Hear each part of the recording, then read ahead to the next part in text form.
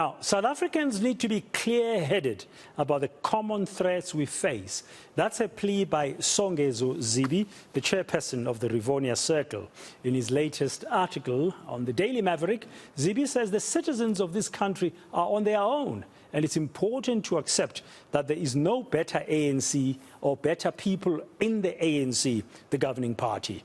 ANC President Matamela Ramaphosa is the latest high-profile leader to feel the heat following the scathing Section 89 Phala report in Parliament. Now, Zibi says Ramaphosa is already compromised even if he survives these allegations. He warns that if patriotic South Africans do not protect institutions like SARS and the NPA, they might be weakened again to protect ANC members. Songezo Zibi joins me now to unpack his latest opinion piece. Songezo, good afternoon. Welcome. Thank you very much for your time. You make a very strong case that Ramaphosa as an individual is not the savior that many may have thought he was in terms of turning the ANC around when he came on board in 2017. And therefore, you are saying there is no better ANC and there is no better people in the ANC.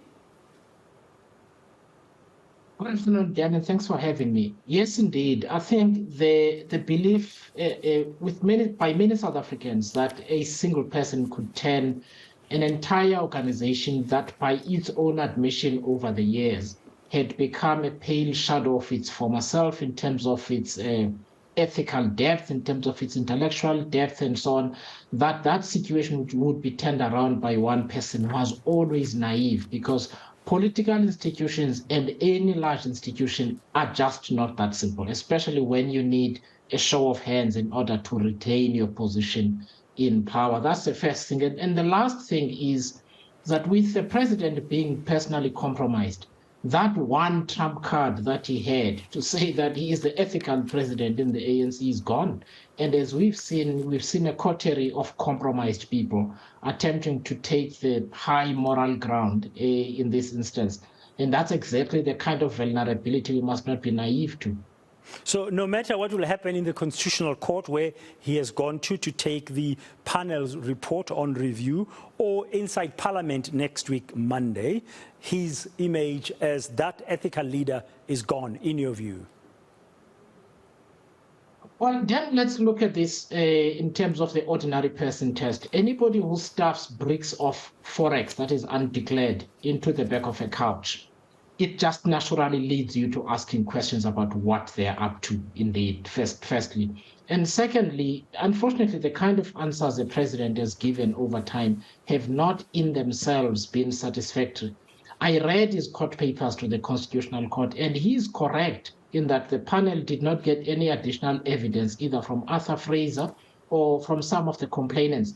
That does not negate the questions that he needs to answer, which is, why is a president receiving payments in suitcases that later get stuffed into the back of a couch, and then the goods that were allegedly being purchased do not get collected for years on end? Those are really valid questions that anybody looking into the situation would come to the conclusion that something is smelling fish here. And unfortunately, has not dispelled those questions successfully. Yeah, the essence of your piece, which I've read, is really about you making the point, you advance the point that we are truly on our own and we must take clear steps. We must take very clear steps to defend the Republic between now and 2024. And then you sort of pick out three main areas where you believe we need to pay urgent attention to. Just take us through those very briefly. The first one has to be the institutions like the National Prosecuting Authority, the Special Investigating Unit, the South African Revenue Services, and so on. The existential threat facing many of the characters we have seen contesting leadership in the ANC is arrest and prosecution for corruption and other dodgy dealings. The requirement of anybody who wins the ANC presidency on a ticket that is not fighting corruption at all, because funny enough, we have not heard them say anything about corruption, would be that you need a president who will either instruct or remove the National Director of Public Prosecution, so that people, as we've seen before, can make representations to the NDPP and suddenly get let off scot-free. So we must not be naive. We really cannot be naive about this. We must keep a watch on those institutions and make sure that they remain intact. The second, then, quickly, is just the Independent Electoral Commission itself. The ANC has not had to deal with the real possibility of losing an election. We must not be so naive as to believe that the violent methods used to eliminate opponents within the ANC will not then be used against opponents of the ANC who are not in the ANC themselves in terms of electoral chances. We must be vigilant and not be naive. And finally, then I think we really must guard the integrity of the election to make sure that it remains robust. There's free and fair participation. There are no shenanigans, which means civil society must be up and about what will happen in 2024 and beyond. Yeah, and worryingly, you point out as well in your article that we must expect increased political violence beyond where we've tended to see these hotspots of political killings, like in KwaZulu-Natal. You are thinking here that it might become national political violence ahead of 2024.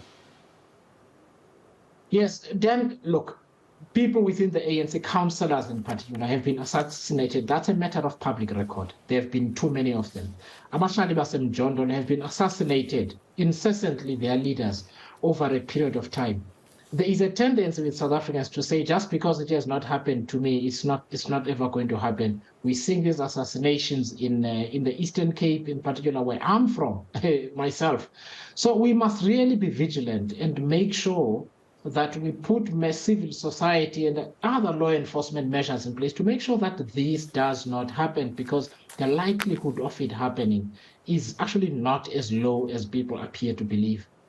Yeah, and as the ANC is grappling with the possible defeat at the election or not, or losing the majority at the national level in 2024, and as they are hobbling around currently dealing with these internal matters, because we know they are extremely divided, and even over the Ramaphosa issue, there have been different voices from within the ANC's National Executive Committee. You know, regardless what they decided yesterday at Nasrec, there's a lot of internal squabbling. You are saying there's a big danger here, there's a big risk that the country is going to suffer as they are busy squabbling.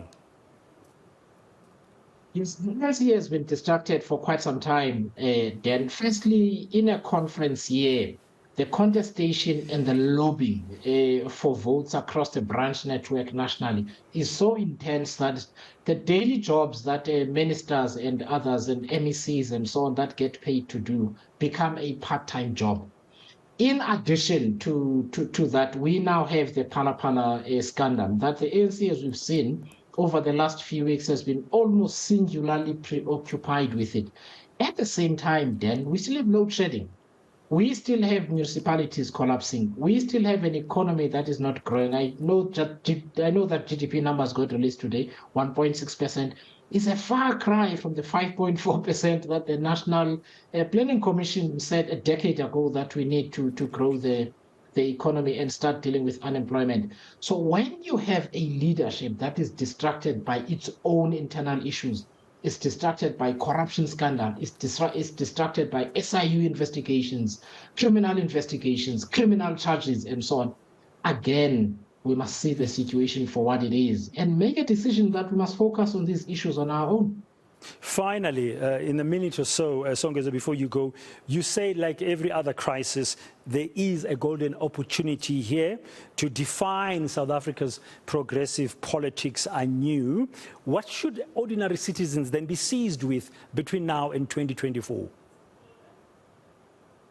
In short, then, I think we must be seized, firstly, two things quickly. The first is that we must accept that we don't always have to place the ANC at the center of these conversations. This is a democracy, an open democracy at that, and that different sectors of society can get together to talk about what kind of social and moral contract we want to use going forward. That is the first. The second thing that we can do is that we can start working on that broad social and socio-economic consensus between the different actors and sectors within and outside the economy, so that we can have a set of priorities, we can have a set of trade-offs and sacrifices that we're all going to make, so that people can see hope in the future that they don't see at the moment.